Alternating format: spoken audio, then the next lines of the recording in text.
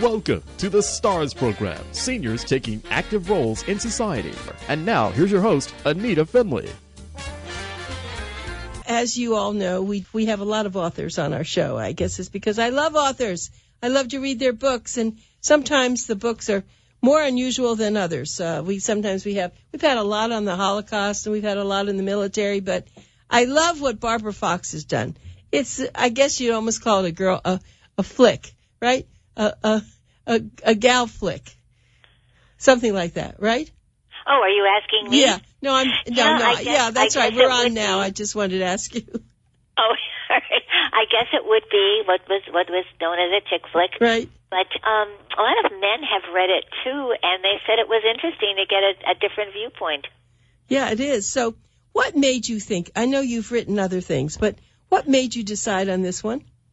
Well, I was at a luncheon with some friends, and I was thinking suddenly, all the three of us are so different, and yet we're such good friends. One of them is single and a glamorous singer, and one is a housewife and volunteer and club person with a lot of children and a big house, and I'm a recent widow. And I thought, we're all so different, and yet we're such good friends, and we have interesting lives. So I thought, I wonder if I could make a little story about that. I did a play, and then it turned into a book. Yeah, and it really is terrific. And the way that you separated it, each one gets their own little chapter. So we have Liz, we have Jenna, and of course I don't know who you are, but and then we have Natalie. So who Natalie are you? Is the singer. I am Jenna is a character based on me, the recent widow who is right. who's an actress and who becomes a writer. That would be me, and the other one is the singer. And now the situations were fictitious; they're not real, but they're based upon the real life characters and their personalities.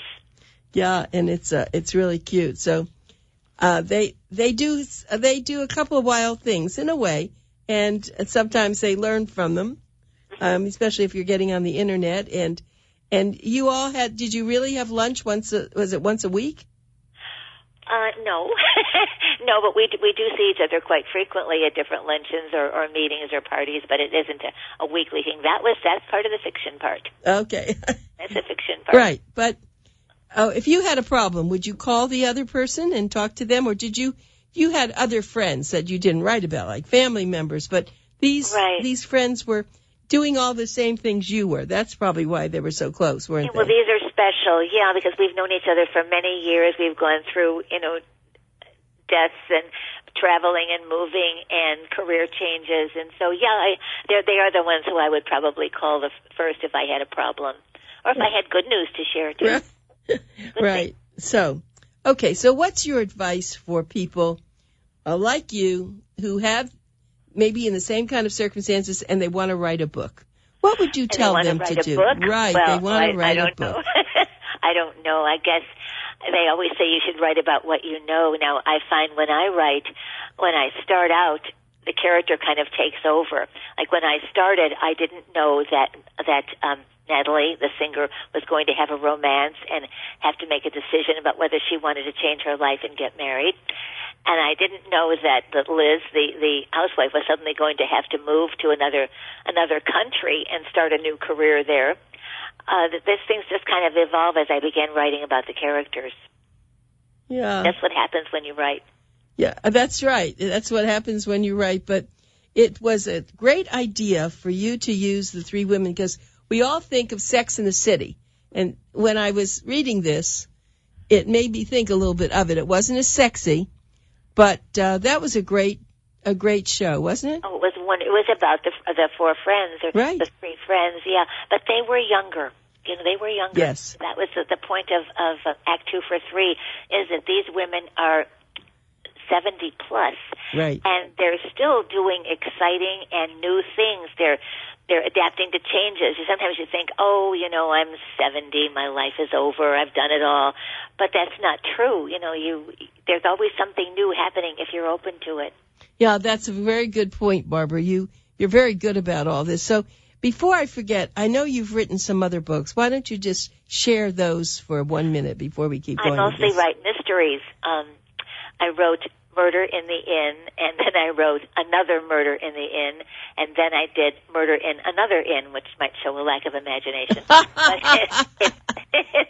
it's using the different characters, and all these characters are based on the plays I wrote for my theater company. I produce interactive murder mystery plays, and I wrote the plays for those. And I got very attached to some of the characters and wanted to save them in the books, which is where the books came from. They're written in the first person, though, and Act 2 for 3 is the third person, which is different. Yes, yes.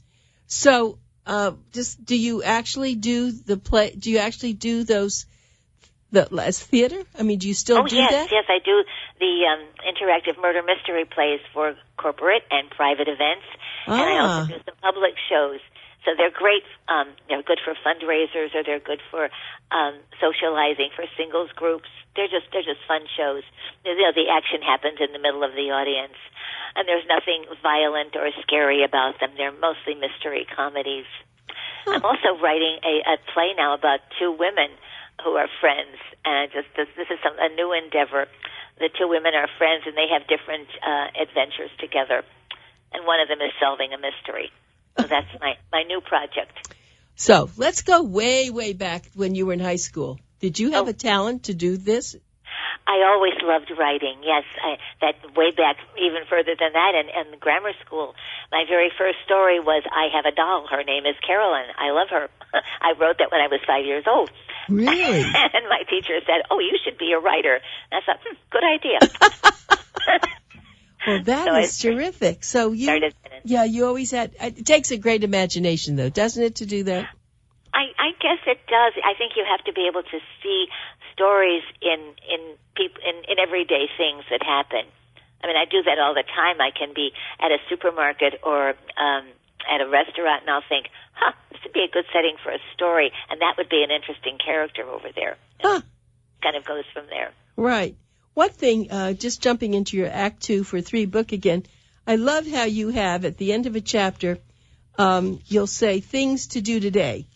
I mean, what made you think about that, or the week planner, to put that in there? I thought each person, each one should have a schedule of her life. So one of them has a diary that she's keeping, a journal, and one has a planner, and one has a list of things to do. And that actually is from the characters, because my friend who's a singer always has a day planner with her, and it's full of things to do. And I thought I've never done that, but I thought that's an interesting way to live your life. Right, she organizes everything so she doesn't forget anything, right? Very organized, yeah, where I think, oh my God, I've got to check my calendar, and I always forget to do it. So your friends, of course, have seen this. Now, did you show this to them in manuscript form before to make sure they weren't upset or anything? I asked their permission for using their names, yes, and for using their personalities. But actually, we started as a play. At the end of we do it as a staged reading where the three of us are reading our characters' parts, and we do that for a lot of organizations and clubs, and then we have a discussion afterwards. So yeah, they had seen it before I turned it into a book, and they were agreeable with it. In fact, one of them said, "Wish I could find a man like that could go out with who you created." So your creation was better. Oh, that's very good. Yeah, she that's she good. said, "Yeah, wish I." And the other one said, "Yeah, I'd like to go live in France. What a good idea!" That's right. So that was a wonderful thing that you did there. All right. Well, let's just now get on to where you are in your life. So I know that I think you have a very good friend. Yes, I'm a widow. I've been a widow for 11 years, and 8 years ago I met this great guy, and we have become a couple ever since. He's a widower, and so it's different now, isn't it? It's better. Well, I don't say it's better. It's different. It's different. It's unexpected, and that's what's so nice about it. It's an unexpected thing to happen. So that worked out quite well. And I have to assume he likes pickleball. Oh yeah, yeah. He's the pickleball ambassador in this area. He brought pickleball to Broward County and Dade County, and he's even got me playing. I'm very bad, but he's very patient. Oh. Or maybe he's just too nice to criticize me, but it's a fun game. Yes. And everyone will be seeing an article by him coming up in the March issue, which is now out. It just came out yesterday, so I don't think you've gotten it yet, Barbara. No, you I haven't. have a copy of it. Yes, I'm looking at it right now. Oh, you did get it. When was it delivered? I did get it. I guess you had mailed it. Oh, we mailed it when I told everybody to get it out as soon as possible. So good. So there you are with your book and everything. I was very appreciative of that. Thank you. You're welcome. Yeah, that was a great, well, you were great in there. And then, of course, he had his little pickleball picture, and that's great. Well, see, so there is life after death, as they say, right? There is life always. I think there's always, you never know what might happen if you're open to it. I really believe that. That's why I call the book Act 2. Yes. It's an Act 2 of life. And then there can be an Act 3 and even an Act 4. Well, was your name Fox before? Oh, that's my married name. Oh, it is. Barbara Fox. It's my name forever. So right. Yeah, that's the name I always use, yes. Right. Yes. Okay, so now let's talk about going back to the mystery. Would you want to write your next book being a mystery? Probably it will be, because the last book I did was Mysteries in the Inn. It was a collection of short stories based on the same character in the same inn, and now I have a lot more ideas of more people to murder or more crimes to commit. Isn't that funny? You know, I never think in those terms, and I know some friends who are mystery writers. Where does that come from? Oh, I don't know. I must have a diabolical mind. And it's funny because I'm a very peaceful person. I don't like violence. I don't like, scary things. So my mysteries are more of a puzzle kind of thing, trying to figure out what happened and what's going on, and examining clues and listening to everything that's said. And if you listen to everything, you can figure out what's happening. Right. Are these violent deaths? No. Oh, okay. Never. That's what you were saying. Violence. Don't like violence. Right, don't like violence, and that's why I was always curious why. So, right, that people do that. A lot of the mystery shows happen during a dinner, and the waiters will say, "Is he coming back? Is he coming back for dinner?" So it's there, as I say, they're not violent crimes. It's hard to think it's even a crime. Usually, it's more of a puzzle, listening to all the clues and figuring out what happened. So, do you open this to the public? In other words, can I come to one of your plays with dinner? About once a month, I do a public show somewhere, and I do advertise them. Usually, though, they're private for private corporations or businesses or parties, anniversary parties, birthday parties, that kind of thing. Right, but you do some that are public. Would you? I do some public. Let me know. And where do you hold them?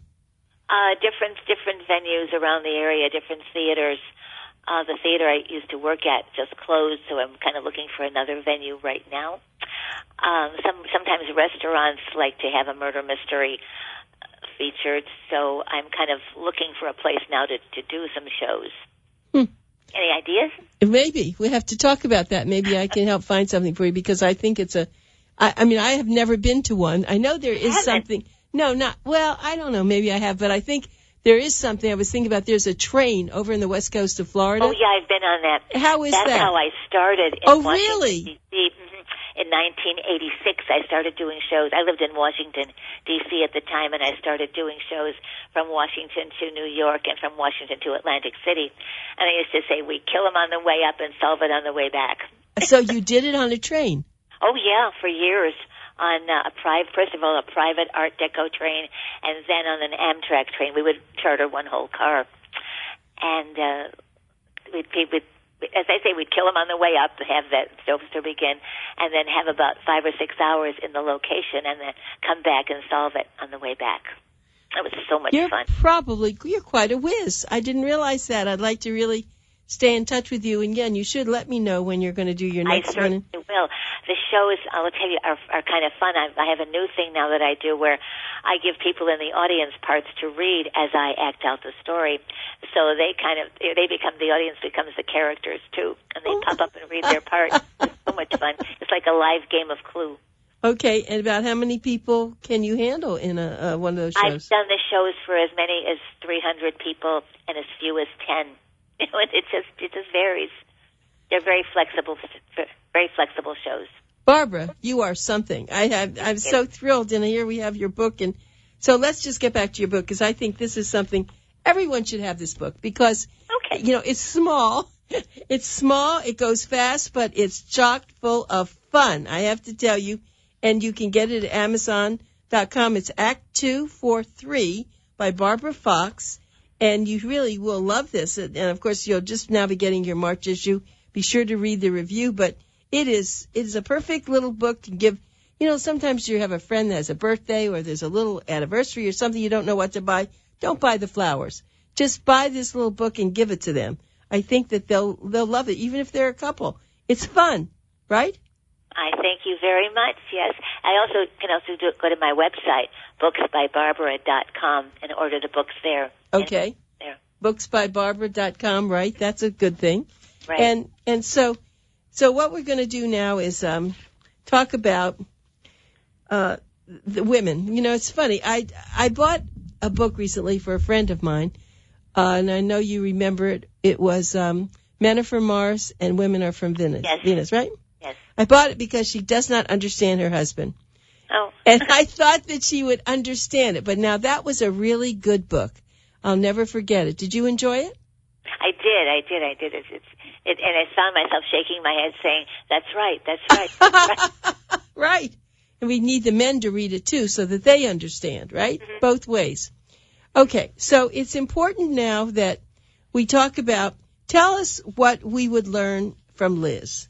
Liz is one of the characters. What would we learn from her? Liz is a character who is a volunteer worker and a club person, and I kind of say mother of the year because she has 5 children who all live near her with the children and the grandchildren.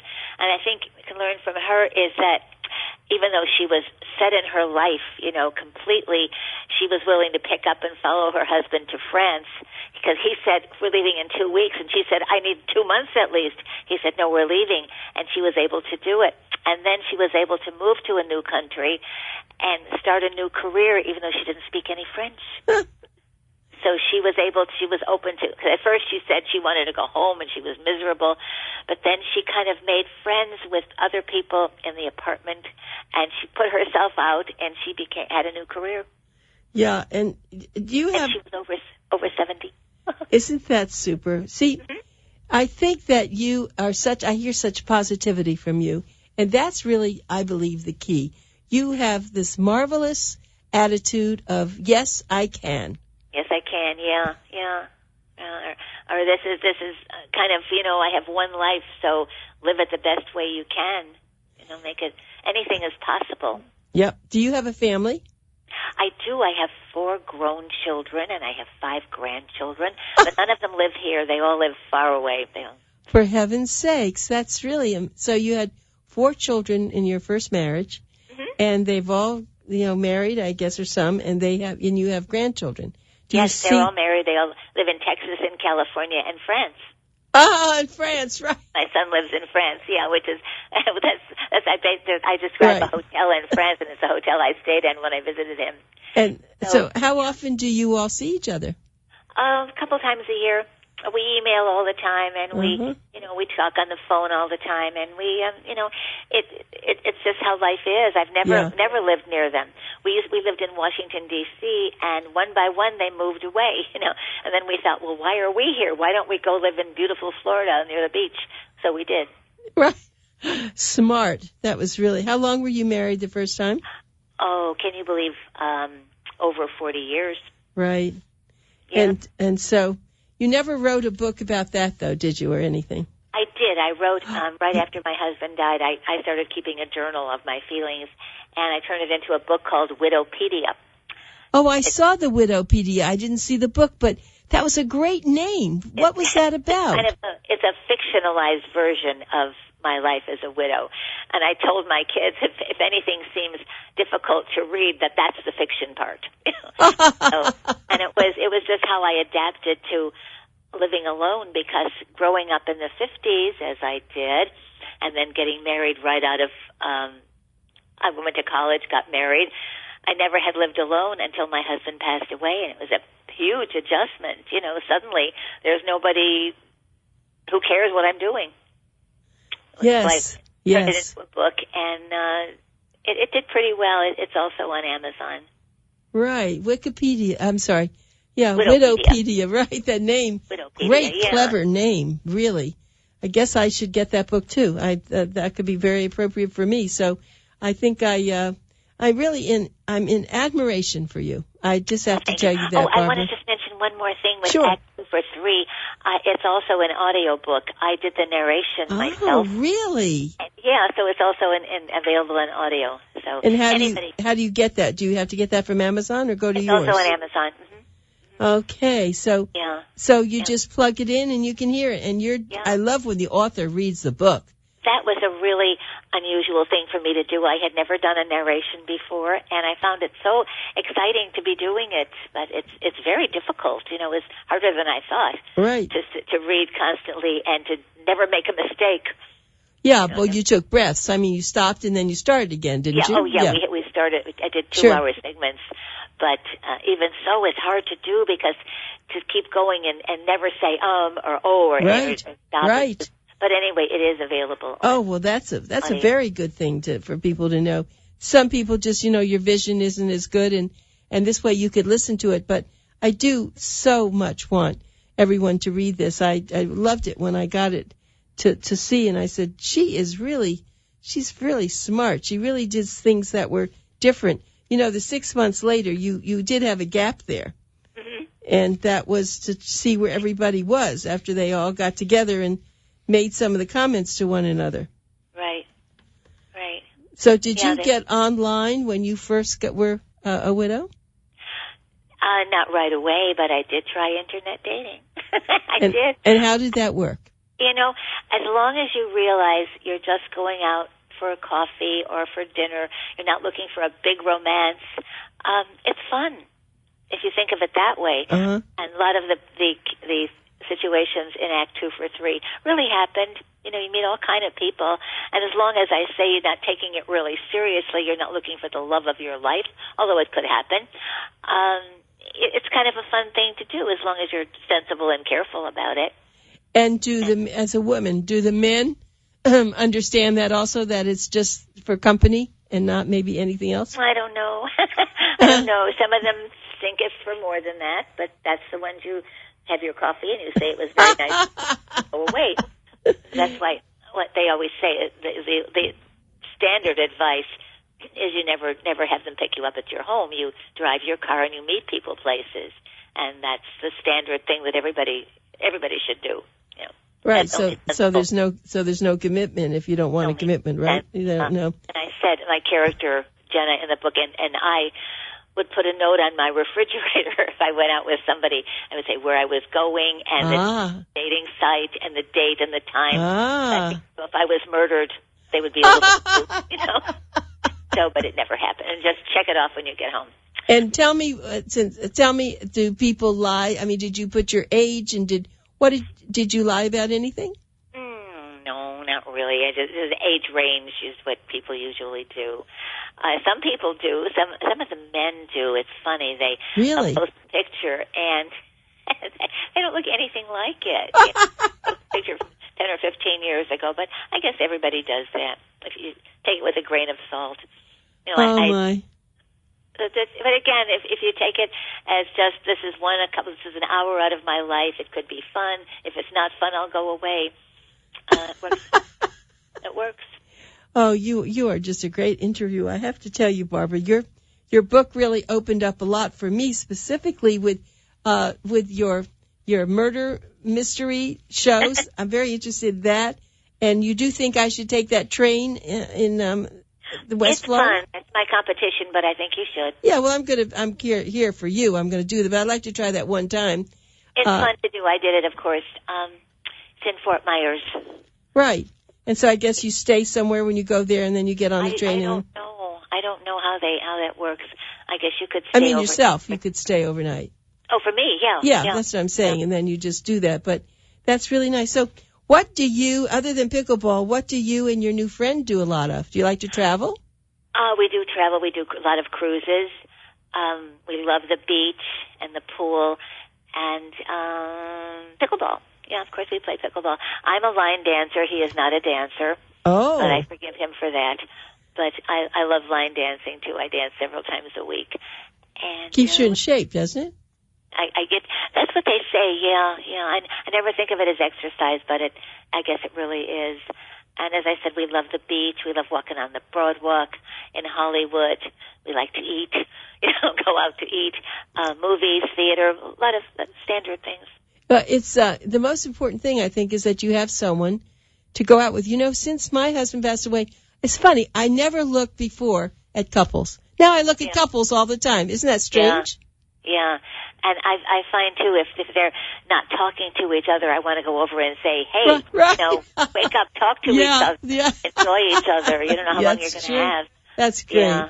Well, Barbara, you are just a delight, and I'm so glad that I got to meet you through your book, and I do definitely want to get together with you, so thank you, everybody. Buy Act 2 for $3 for Barbara Fox, and you can actually go to her website, which is Barbara Fox. What is it? No, Books by Barbara. Oh, Books by Barbara. Sorry, because then you can buy the Widowpedia, booksbybarbara.com. Right.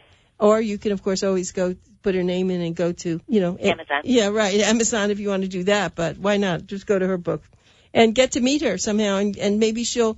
Where will you advertise your murder mysteries? They're quite often on the.